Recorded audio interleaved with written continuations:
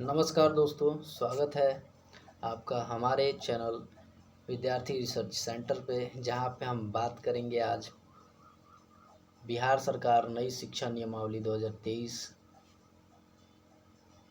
की। जो इसमें क्या नई नई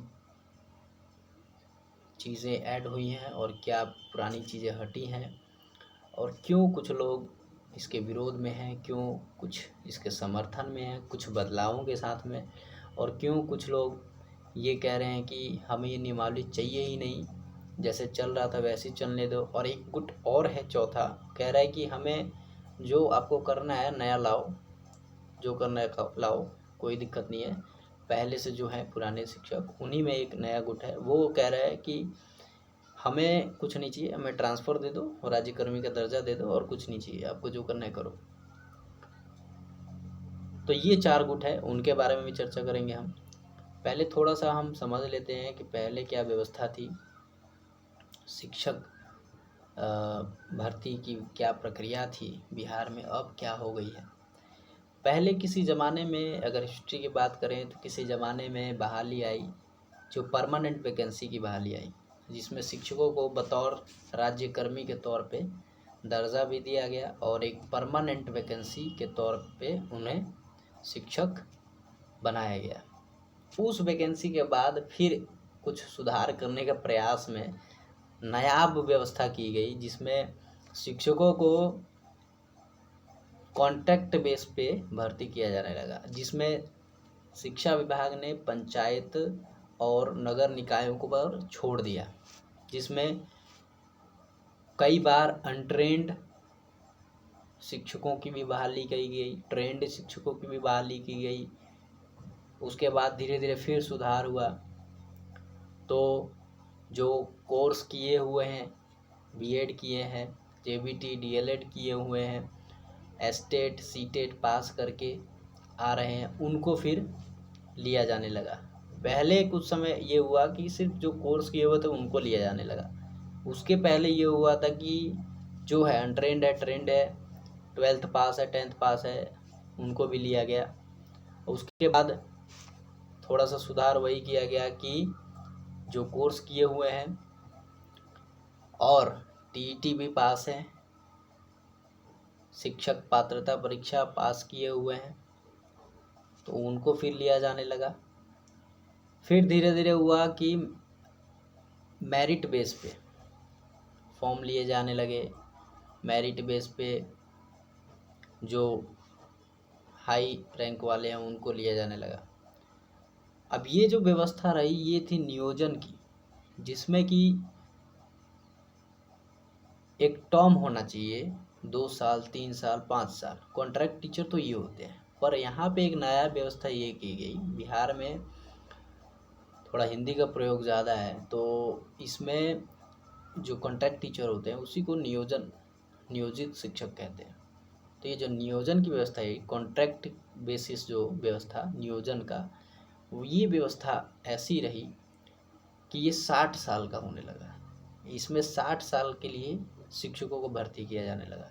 अब 60 साल का आप सोचने वाली बात है, अपने आप में ये नियम क्वेश्चनेबल है, डाउटफुल है कि आप भर्ती कर रहे हैं 60 साल के लिए और कह रहे हैं नियोजन, तो अपने आप में एक डाउटफुल नियम है।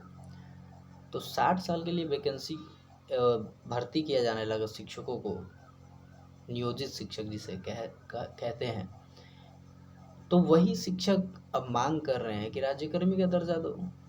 60 साल का नियोजन नहीं ना होता है। तो एक ये बात रही, तो इसके लिए भी कई कई बार विरोध हुआ। अब ये जो नियोजित शिक्षक बने, नियोजित शिक्षक जी भर्ती जो हो रही थी, तो इसमें ये है कि एक बेसिक सैलरी सरकार के थ्रू डिसाइड की गई, जो कि एक चपरासी की सैलरी से मिलता जुलता है। तो इसका कई बार विरोध भी हुआ और बीच में कई बार इसमें बढ़ोतरी भी हुई। तो ये बदलाव हुए अब तक। अब जो नया ये जो नियम आया है उस पे हम बात करते हैं। शिक्षा विभाग द्वारा अधिसूचना जारी करके इस नियमावली को लाने का फुल प्रयास कर दिया गया। अब तो इसका सिलेबस भी आ चुका है, सिलेबस पे भी हम बाद में बात करेंगे। तो अब हम बात करते हैं गुटों की, कि कौन कौन से गुट हैं जो इसके पक्ष में, कौन से विरोध में है, और कौन कह रहे हैं कि हमें चाहिए ही नहीं। तो एक गुट तो वो है जो ऑलरेडी सर्विस में है, ऑलरेडी इन सर्विस में है, बहुत सालों से है। तो उनका कहना है कि आप नियमावली ला रहे हैं, ठीक बात है, आइए, लेकिन हमारा जो सेवा रहा, सेवा काल जो रहा, उसको आप नई नियमावली में, मान लीजिए हम करते हैं, एग्ज़ाम देते हैं, तो 8 इंक्रीमेंट दीजिए। अगर हम 8 साल सर्विस में हैं तो 8 इंक्रीमेंट दीजिए। तो एक तो ऑलरेडी इन सर्विस हैं, उनकी ये डिमांड है, और राज्यकर्मी का दर्जा तो वो तो मिलेगा ही नए में, तो आप हमें इंक्रीमेंट दीजिए, और नए में ट्रांसफ़र भी रहेगा, तो उसकी भी कोई दिक्कत नहीं है। तो ऑलरेडी इन सर्विस की एक डिमांड ये है, एक गुट जो है उनका ये डिमांड है कि आप हमें इंक्रीमेंट दीजिए, जितने साल हमने सर्विस किया उतने साल का इंक्रीमेंट दे दीजिए, हम एग्ज़ाम दे देंगे, क्लियर कर लेंगे, लग जाएंगे, पर हमें फ़ायदा दीजिए। अब दूसरा है, और वो जायज़ भी है, देखिए इतने साल वो पढ़ा रहे हैं, आलू भिंडी परोरा ये सब तो नहीं बेच रहे हैं, पढ़ा रहे हैं, एक्सपीरियंस लिए हैं, योगदान किए हैं विद्यालय में, उस ब्लॉक में, उस ज़िले में, उस राज्य में, तो ये तो जायज़ मांग है। अब एक दूसरा गुट है, दूसरा गुट कह रहा है कि 7वें चरण के हम इंतज़ार में थे, और हमारे समय में आप ले आए पोथी, दिया सर पे मार कि दे दो अब एग्ज़ाम। तो वो कह रहे हैं कि हमें ये नियम वियम नहीं चाहिए। वो हैं जो न्यू कमर्स अभ्यर्थी जो हैं, जो नए अभ्यर्थी जो हैं, उनका ये है, वो कह रहे हैं कि हमें ये नियम वियम नहीं चाहिए, हमारा 7वां फेज़ पूरा करो, उसके बाद नियम वियम लाना, हमें भी फ्री में भर्ती करो। फ्री का मतलब ये फ्री नहीं कि हम कुछ नहीं करेंगे बस कर दो। उनका है कि जो व्यवस्था चल रही थी मेरिट पे, मेरिट वाला आप कीजिए, मेरिट में जो आएगा उसको कीजिए, उसके बाद नियम चेंज करिएगा। तो एक ये है, ये जो न्यू कमर्स है, कह सकते हैं जो न्यू कमर्स है, जो करके बैठे थे टीईटी अपना कोर्स, ये ग्रुप है। तो उनका कहना है कि हमें भर्ती करो आप पुरानी व्यवस्था से, ठीक है, एक ये गुट हो गया। अब तीसरा गुट है जो समर्थन में है, वो कह रहे हैं कि ठीक है, हम एग्ज़ाम देंगे, हम समर्थन में आपके एग्ज़ाम भी देंगे, हमें परमानेंट बना दो, आप राज्यकर्मी का दो, सब सरकारी सुविधा दो, कोई दिक्कत नहीं है, हम एग्ज़ाम देंगे। एक ये है जो कुछ नहीं कह रहा है, जो आया है आने दो। तो एक ये गुट है, कह रहा है कि हम एग्ज़ाम देंगे, सारी सुविधाएं लेंगे, राज्यकर्मी का दर्जा मिल जाएगा, कोई दिक्कत नहीं है। अब एक चौथा गुट है, चौथा गुट कह रहा है कि हमें कुछ नहीं चाहिए, राम राम जी, कुछ नहीं चाहिए, हमें बस कृपा करो ट्रांसफ़र दे दो। पुराने शिक्षकों में ही जो है ऑलरेडी इन सर्विस, उन्हीं में एक दूसरा गुट है, वो कह रहे हैं कि हमें बस ट्रांसफ़र दे दो, हमें और किसी चीज़ से मतलब नहीं है, आप जो नियम है वो बाद में लाना, पहले ट्रांसफ़र दे दो। तो ये अलग अलग गुट हैं। अब कुछ विरोध में है, कुछ पक्ष में है, तो किन किन बातों पे थोड़ा सा मैंने बताने का प्रयास किया अपनी समझ से। अब हम थोड़ा सा नियमावली को समझते हुए, हम जो समझे कुछ बातें हैं हम ऐड करके उसको हम बताएंगे, आप लोग खुद सोचिएगा क्या सही क्या गलत। हमारे से कई लोग, कई महानुभाव, ज्ञानी पुरुष महिला होंगे जो कार्यरत हैं, अनुभवी हैं। तो ज़रा अगर कुछ चालबाज नियम है, चालबाजी वाला नियम है, तो उसको समझिए, और अगर कुछ जायज़ बात है उसको भी समझिए।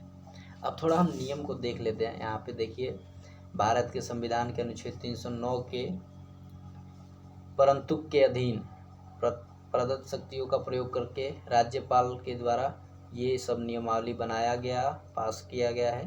अब यहाँ पे संक्षिप्त नाम, ये सब जो शब्द हैं ये तो वही चीज़ें हैं जो आती हैं हर नियमावली में कि कौन सा क्या शब्द है।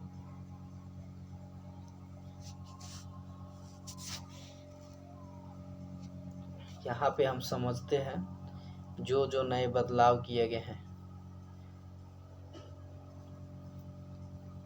एक तो है कि इसमें नया संवर्ग गठन होगा, जिला कैडर होगा, जहाँ से डीओ के अंडर में शिक्षक होंगे। अब ब्लॉक लेवल की जो व्यवस्था वो ख़त्म है। नियोजन इकाई थी वो सब भंग हो जाएंगी। 8000 कुछ पता नहीं कितनी, तो मुझे संख्या ज्ञान नहीं है कितनी थी, वो सब हो जाएंगी ख़त्म। अब यहाँ पे देखिए राज्य आरक्षण की जो व्यवस्था है उस पर एक मेरा सवाल है। राज्य सरकार के अधीन सीधी नियुक्ति में सामान्य प्रशासन विभाग के द्वारा लागू आरक्षण का प्रावधान प्रभावी होगा, परंतु प्राथमिक और मध्य विद्यालय के मूल कोटि एवं स्नातक कोटि के विद्यालय अध्यापक के पद पर प्रत्येक विषय में न्यूनतम 50% महिला अभ्यर्थियों की नियुक्ति की जाएगी। 50%। विषम संख्या रहने पर भी अंतर, ये जो अंतिम पद है वो भी महिला अभ्यर्थी के लिए चिन्हित किया जाएगा। अब यहाँ पे एक सवाल है, सवाल ये है कि मान लीजिए 50% आप भर्ती कर रहे हैं महिला को, तो 50% 100 में से, तो मान लीजिए यहाँ पे हम समझ लेते हैं कि 100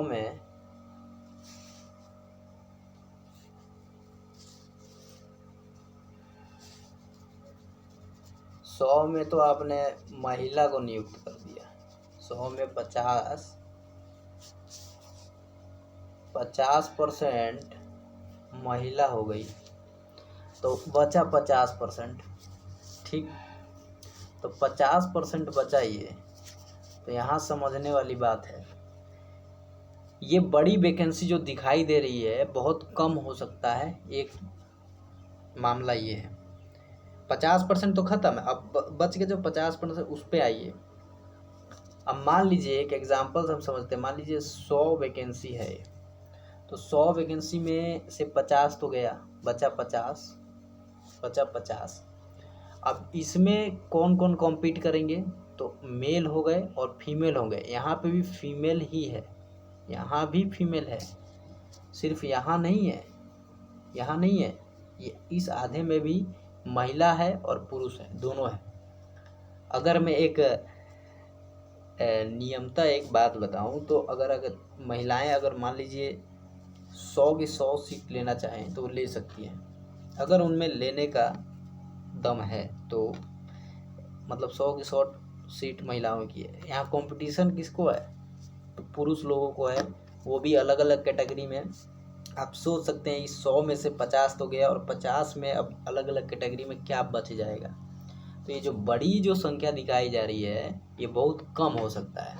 अब इसमें भी मेरा मानना है कि ये जो परसेंटेज है, ठीक है वीमेन एम्पावरमेंट कीजिए, कौन मना कर रहा है, बट इतना भी ये वीमेन एम्पावरमेंट कर रहे हैं या चालबाजी कर रहे हैं, ये तो विचारणीय है, ये तो डाउटफुल है ही। ये जो मामला है कि 50% आप एक रिजर्व भी कर रहे हैं, आरक्षण भी दे रहे हैं महिलाओं को, और 50% में फिर उधर भी मौका दे रहे हैं आप, तो अपने आप में ये एक डाउटफुल व्यवस्था है।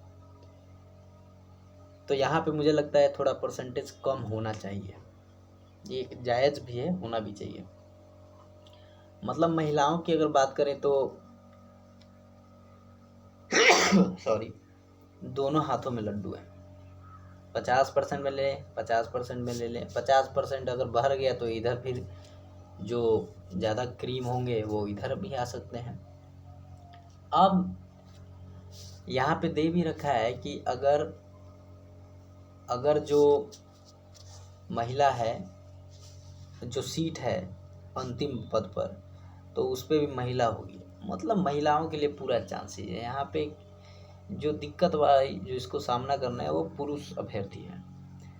तो ये खतरनाक नियम है। यहाँ पे मुझे लगता है थोड़ा सा कम होना चाहिए, क्योंकि 100 सीटों में 50% महिला, और उस 50% में फिर महिला और पुरुष, उसमें भी अगर बात करें, अगर मैं और एक छोटे तरीके से एक एग्जाम्पल से समझे, उदाहरण से, मान लीजिए अलग अलग कैटेगरी में 50% वाला जो महिला का तो हो ही गया, इधर 50% तो उनका हो ही गया। अब ये जो 50% बचा है जिसमें महिला और पुरुष, मेल और फीमेल दोनों कम्पीट कर सकते हैं, तो यहाँ पे मान लीजिए अलग अलग कैटेगरी में, यहाँ पे मान लीजिए EWS का मैं मान लेता हूँ, EWS का मैं मान लेता हूँ 5, जनरल का मान लेता हूँ यहाँ पे, जनरल का मैं मान लेता हूँ यहाँ पे 20, ठीक। SC का मान लेता हूँ मैं, ये एक थोड़ा सा समझने के लिए है कि ऐसा ना हो कि जो समर्थन में है तो समर्थन में रह जाए, कुछ मिले ना, और ऐसा ना हो जो विरोध में है, विरोधे में है, कुछ बदलाव जो हो सकता है तो जायज़ बदलाव ना हो, तो वो भी मामला गड़बड़ है। तो OBC में मान लेता हूँ मैं 10। तो इस तरह से मान लीजिए 5 20, ये 25 और 10 35 और 5 45 और ये 10 15 और ये 30, 5 35 और 5 40 और 50, ये तो 50% इस तरह से हो, तो आप देख लीजिए कितना रह गया वैकेंसी। अब ये ज़रूरी नहीं है कि इतना ही हो, इसमें घटना बढ़ना हो सकता है, जनरल में बहुत कम हो जाए, इसमें बढ़ जाए, तो ये सोचने वाली बातें हैं। तो मुझे लगता है ये जो आरक्षण वाला जो प्रावधान है महिलाओं के लिए, ये थोड़ा परसेंटेज कम होना चाहिए। एक मामला तो ये है। अब एक दूसरा मामला हम समझते हैं, जो देखिए, भर्ती परीक्षा गलत भी नहीं है, भर्ती परीक्षा तो ये कोई नया चीज़ नहीं आ रहा है बिहार में, लेट आ रहा है, लेकिन बाकी राज्यों में ये व्यवस्था है, हर जगह, दिल्ली में भी है, DSSS भी है, राजस्थान में भी अब भर्ती परीक्षा हो रही है, यूपी में भी है, यूपी सुपर टेट के नाम से जाना जाता है, ठीक है। तो इस तरह से एग्ज़ाम होते हैं। NVS का है, नवोदय विद्यालय समिति, और KVS है, केंद्रीय विद्यालय संगठन। तो हर संगठन, हर स्टेट अपना अपना भर्ती परीक्षा लेता है, उसमें कोई गलत भी नहीं है। बट पढ़ा है या नहीं पढ़ा है, जिस शिक्षकों ने पढ़ा है नियम और जिन्होंने नहीं पढ़ा है, समर्थन में है या विरोध में है, फुल अंडरस्टैंडिंग के साथ अगर विरोध में है तो होना चाहिए, फुल अंडरस्टैंडिंग के साथ अगर समर्थन में तो होना चाहिए। जो बदलाव चाहते हैं उसको मजबूती से रखने का रहना चाहिए। मेजॉरिटी हर बार सही नहीं होती है, मेजॉरिटी भेड़ चाल वाली भी होती है, तो वैसा ना हो जाए। हमारा कहने का मुद्दा ये है कि पॉइंट्स क्लियर होने चाहिए, तो उससे अधिकार के लिए लड़ना, और हमारा जो संवैधानिक अधिकार है वो माना जाता है, तो उसमें लड़ने में कोई दो राय, कोई गलत चीज़ नहीं है। लेकिन अगर विरोध में है तो विरोध जो होता है, और तो उसमें जो बातें रखते हैं, तो हर व्यक्ति को पता होना चाहिए कि हम क्यों विरोध में हैं, क्यों पक्ष में हैं। तो ये दोनों बातों में पता होना चाहिए। कुछ चीज़ें मैंने बताने की कोशिश की कि जो अलग अलग गुट हैं वो क्यों हैं और क्या उनका पॉइंट है अपना अपना। अच्छा, एक और चीज़ है कि इसमें जो बदलाव हुआ है कि बिहार राज्य में नियुक्ति की जो प्रक्रिया है, एक तो ये सीधी की प्रक्रिया है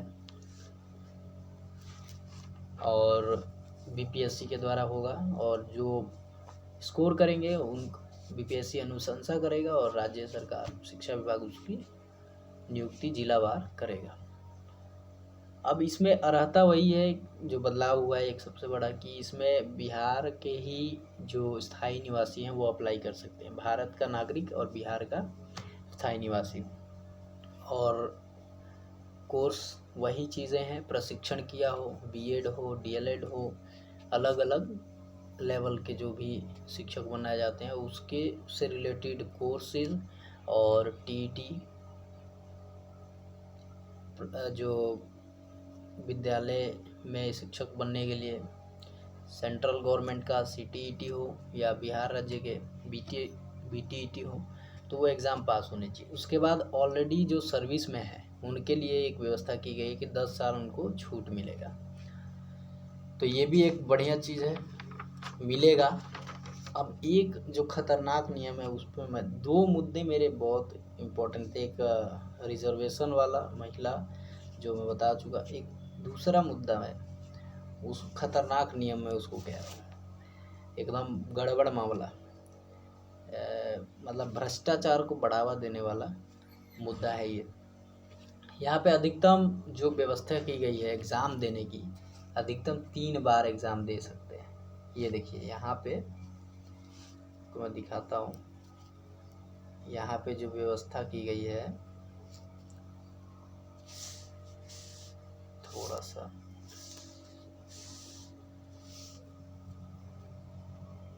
यहाँ जो व्यवस्था की गई है कि अधिकतम कोई भी अभ्यर्थी इस नियमावली के अंतर्गत 3 बार परीक्षा में भाग ले सकेगा। अब यहाँ पे थोड़ा ध्यान से समझने की ज़रूरत है। मान लीजिए कोई भी फ्रेशर है, कोई भी न्यू कमर है, तो एक बार तो उसका ऐसे ही जाता है अटैम्प्ट। इवन यूपीएससी भी जो है, DSSS भी है, यूपी सुपर टेट, अलग अलग जो भी आयोग हैं जो एग्ज़ाम लेते हैं वो भी इससे ज़्यादा अटैम्प्ट देते हैं। यूपीएससी में भी 5 बार अटैम्प्ट मिलता है, यहाँ देखिए 3 बार है। यानी 3 बार में डिसाइड कर दे रहे हैं कि कौन शिक्षक बन सकता है और कौन नहीं बन सकता है। तो ये एक क्वेश्चनेबल, डाउटफुल नियम है जहाँ सवाल उठना चाहिए और इसमें बदलाव होना चाहिए, क्योंकि ये हमारा और आपका मुद्दा नहीं है, ये भविष्य का मुद्दा है। जो शिक्षक बनना चाहता है उसके लिए समस्या हो सकता है, और काफ़ी ये एक भ्रष्टाचार को बढ़ावा देने वाला मुद्दा मुझे लग रहा है। ये कैसे है बात करते हैं। तो यह नियम भ्रष्टाचार को बढ़ावा कैसे देगा। अब मान लीजिए कोई एक एग्ज़ाम दिया, नहीं हुआ, दूसरा अटेम्प्ट दिया, बीमार पड़ गया, पर वैकेंसी कब आएगी कब नहीं, इस डर से उसने फिर एग्ज़ाम दे दिया और एग्ज़ाम क्लियर नहीं हो पाया। अब बच गया उसका तीसरा अटेम्प्ट। ये जो तीसरा अटेम्प्ट है यही तो खतरनाक है। यहाँ पे 5 लाख, 10 लाख, 15 लाख कोई भी आसानी से देगा। तो इस नियम को बदलने की ज़रूरत है, और यहाँ पे यह नियम भ्रष्टाचार को बढ़ावा दे सकता है, इसमें कोई दोहराई नहीं है। और ये जो सिलसिला है ये चलेगा फिर। तो ये बदलाव की ज़रूरत है। जो विरोध में है हो सकता है उनको शायद उन्होंने इसमें ना कुछ देखा हो, परंतु जो समर्थन में है इन बिंदुओं को बड़े ध्यान से देखें। और नियमों की जांच भी ज़रूरी है, क्योंकि परीक्षा कोई बड़ी बात नहीं है, लेकिन जो कसौटी है, जो पैमाना है एग्ज़ाम लेने का, उसकी जांच बहुत ज़रूरी है। अब ये जो 3 बार परीक्षा में भाग ले सकेगा ये डाउटफुल है, भ्रष्टाचार को बढ़ावा देने वाला है, वैसी बदनाम है व्यवस्थाएं यहाँ की। और नया नियम ला रहे हो तो ऐसा नियम मत लाइए, क्योंकि भाई शिक्षक हैं, शिक्षक बनाने जा रहे हैं आप, और आप 3 बार में उसको कह दे रहे हैं कि अब वो शिक्षक नहीं बन सकता है। 3 बार जो अटेम्प्ट फेल हो जाए, या मान लीजिए 1 नंबर से हो गया, कुछ परसेंटेज हो 1 नंबर से हो गया, हो सकता है चौथे बार में, 5वें बार में कर दे, तो क्या वो अब बन ही नहीं सकता। यानी आपने डिसाइड कर दिया कि अब कौन बनेगा कौन नहीं। मौका तो दीजिए, आप मौका दीजिए, एग्ज़ाम में बैठने का मौका दीजिए, मौका ही ख़त्म कर दे रहे हैं आप 3 बार में। तो यहाँ बदलाव की ज़रूरत है, क्योंकि होता है ये तो हर आयोग, इवन यूपीएससी से सीखिए, 5 बार दे रहा है तो अटेम्प्ट बढ़ाइए, कम से कम 5 बार कीजिए। 3 तिगाड़ा तो काम बिगाड़ा वाली व्यवस्था मत कीजिए। ये भ्रष्टाचार को बढ़ावा देने वाला कांड करने की कोशिश की जा रही है। तो इसको जो समर्थन में है वो ध्यान से समझे, और अगर बदलाव हो सकता है तो उसके पक्ष में एकजुट होकर एक बार विरोध ज़रूरी है, और बदलाव की गुंजाइश तो है ही इसमें, 100% इसको बदलाव की ज़रूरत है। नहीं तो ये जो सिलसिला है ये चलेगा और भ्रष्टाचार को बढ़ावा मिलेगा। Thank you. कुछ पक्ष कुछ बातें हमने रखने की कोशिश की इस नियमावली पर, और नियमावली संतुष्टि परक होनी चाहिए और न्यायपूर्ण होना चाहिए, न्याय संगत बातें होनी चाहिए। और दो बातें मैंने बताई इस नियमावली में जो मुझे, एक तो ये कोई अभ्यर्थी इस नियमावली के अंतर्गत अधिकतम 3 बार परीक्षा में भाग ले सकेगा, ये डाउटफुल चीज़ है। और एक आरक्षण वाली जो व्यवस्था है 50% ये जो व्यवस्था है ये, तो यहाँ भी गड़बड़ी है, तो इनमें थोड़ा परसेंटेज कम होना चाहिए और दूसरा वाला जो अटेम्प्ट है वो बढ़ना चाहिए। Thank you. बातें सही लगी हो वीडियो को लाइक कर दें, शेयर कर दें, और कोई बात हो कमेंट में, मुझे क्या बताना है, सरकार तक पहुंचाइए। हमने बस शेयर किया। तो ठीक है, इतनी बातें थी इस नियमावली के बारे में। बाकी स्टेट गवर्नमेंट का तो ये तो है ही कि डिसाइड कर सकता है कौन बाहर का कितना परसेंट कर सकता है अप्लाई, और स्टेट का कितना, वो तो डिसाइड कर दिया, उसमें कोई हमें वो नहीं है। लेकिन जो और दो व्यवस्थाएं हैं इसको थोड़ा बदलने की ज़रूरत है। Thank you.